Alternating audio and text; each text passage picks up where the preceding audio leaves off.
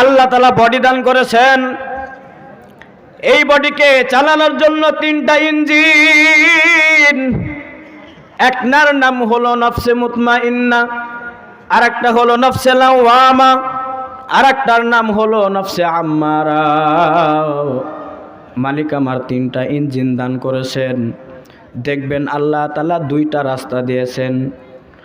একটা হলো জান্নাতের রাস্তা, আর একটা হলো জাহান্নামের।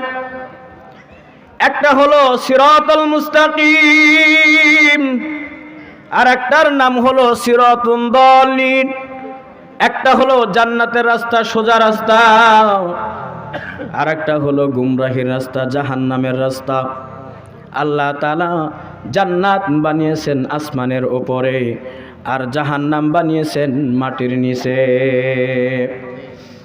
আপনারা একটু বলেন, যেই কোনো ঘরের সিঁড়িতে মানুষ যখন ওঠে, ওঠার সময় শরীরের শক্তি বেশি লাগে না কম লাগে? আওয়াজ দেন, আওয়াজ দেন। আর যখন সিঁড়ি থেকে নামে তখন শক্তি বেশি লাগে না কম লাগে?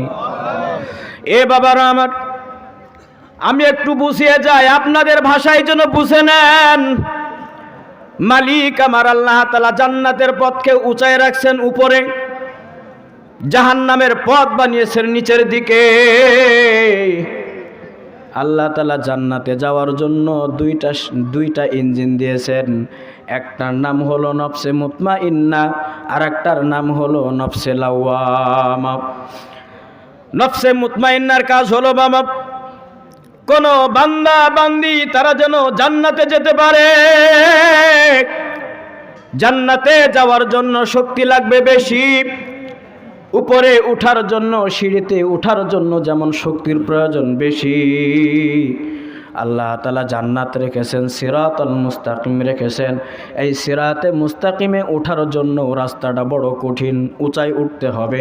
এজন্য আল্লাহ তাআলা 2টা নফস দিয়েছেন। একটা হলো নফসে মুতমাইন্না, আর একটার নাম হলো নফসে লাওয়ামা। সম্মানিত হাজিরিন, পর্দার আড়ালে আমার মা বোনেরা,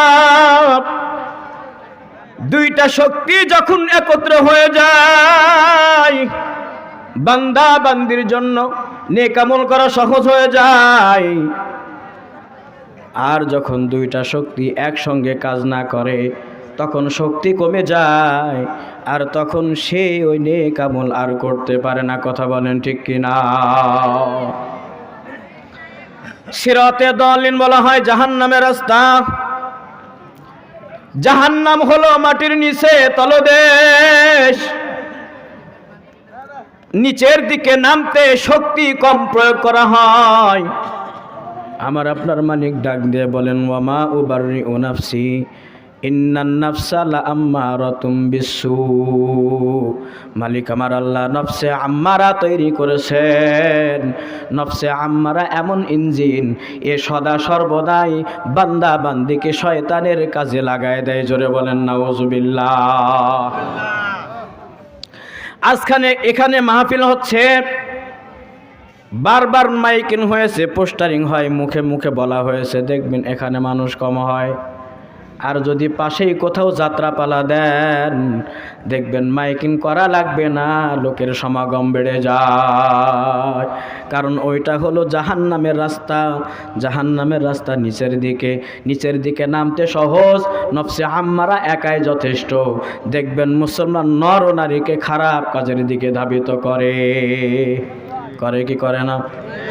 এ বাবারা আমার, পর্দার আড়ালের মা বোনেরা,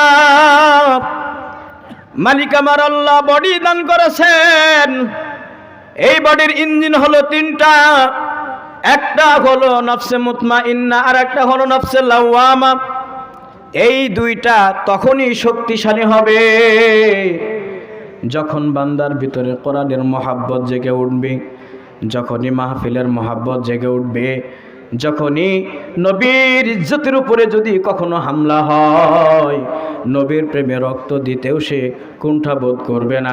দেখবেন তখন তার ভিতরে 2টা ইঞ্জিন, নফসে মুতমাইন্না, নফসে লাওয়ামা, এমন শক্তিশালী হবে, সে তার জীবন আল্লাহর রাস্তায় দিতে কুণ্ঠাবোধ করবে না। বলেন সুবহানাল্লাহ।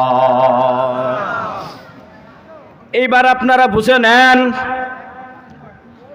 নফসে আম্মারার কাজ হলো মানুষকে খারাপ কাজের দিকে নিয়ে যাওয়া। আমার আপনার মালিক আল্লাহ তাআলা সূরা হাদীদের মধ্যে বলেন, ইয়ালামু আন্নামাল হায়াতাদ দুনিয়া লাইবু ওয়া লাহু ওয়া জিনা। এ দুনিয়ার হায়াতওয়ালা মানুষ, তোমরা একটু ভালো করে বুঝে নাও। ইয়ালামু, তোমরা ভালো করে জেনে নাও, ভালো করে বুঝে নাও। আন্নামাল হায়াতাদ দুনিয়া লাইবু ওয়া লাহওয়ান ওয়া জিনা।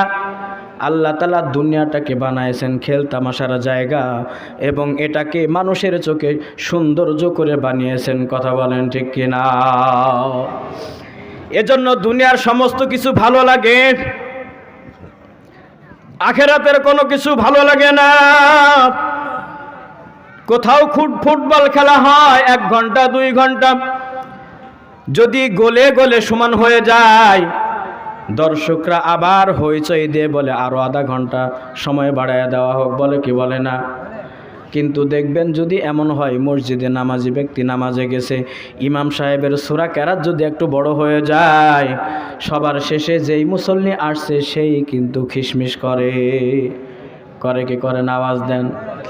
দেখবেন জুমার দিনে জুমার বয়ান চলতেছে, সবার শেষে যে আসে সে বলে হুজুর দেখেন ঘড়িতে টাইম হয়ে গেছে, ইশারায় বুঝ।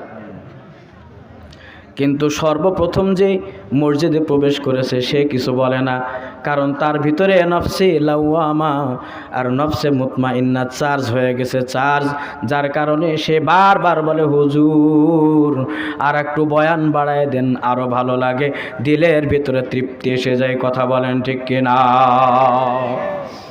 এ বাবারা আমার আপনার মালিক বলেন, ইয়ালামু আন্নামাল হায়াতাদ দুনিয়া। এ দুনিয়ার হায়াত বলা বান্দা বান্দি বুঝে নাও। ইয়ালামু আন্নামাল হায়াতাদ দুনিয়া লাইবুন ওয়ালা। দুনিয়ার হায়াতটা হলো আমি বানাইছি খেল তামাশার জায়গা। এ বাবা বলেন, যারা ছোটবেলায় খেলাপাতি নিয়ে খেলা করত, এইগুলি খেলার শেষে কি যত্ন করে নাকি? দেখবেন মাটি নিয়ে খেলা করতেছে, ঘর বানাই, বাড়ি বানাই, খেলার টাইম যখন শেষ হাত দিয়ে পা দিয়ে আওলা ঝাওলা করে বলে চল বাড়িতে যা, বলে কি বলে না? ইয়ালামু আন্নামাল হায়াতাদ দুনিয়া লাইবুন ওয়া লাহওয়ান ওয়া জিনা। দুনিয়াকে আল্লাহ মানুষের দিলের ভিতরে এত সুন্দর বানাই দিয়েছেন। 1 তলা বাড়ি করছে, তার মনের হাউস হলো আরো 2 তলা বানাবো, 3 তলা বানাবো। অনেকে 5 তলা বানাইছে, আমি 10 তলা বানাবো। কিন্তু এমন হয় না, 2 রাকাত নামাজ পড়লাম আরো 2 রাকাত নফল পড়ে যায়। কথা বলেন। এই যে আমাদের নফসে মুতমাইন্না আর নফসে লাওয়ামা এটা চার্জ হয় না, যার কারণে আমাদের এই ইঞ্জিনটা সিরাতে মুস্তাকিমের দিকে, জান্নাতের দিকে সহজে টানতে চায় না। দেখেন এক আয়াতের মধ্যে আল্লাহ তাআলা বলেন, দুনিয়ার 1000 বছর আখিরাতের একদিনের সমান। দুনিয়ায় যদি কেউ 1000 বছর বাঁচে, সে আখিরাতের হায়াতে একদিন বাঁচলো। সবাই বলেন কয়দিন? আওয়াজ দিয়ে বলেন কয়দিন? দুনিয়ার হায়াতে কেউ যদি 1000 বছর না বেঁচে 500 বছর বাঁচে, এখন এই লোকটা আখিরাতের হায়াতের তুলনায় মাত্র 12 ঘন্টা বাঁচলো। কয় ঘন্টা বলেন? এখন যদি কোনো মানুষ 500 বছর না বেঁচে 250 বছর বাঁচলো, বলেন তো দুনিয়ার হায়াতে কয় ঘন্টা বাঁচলো? পানি বা চা দিতে।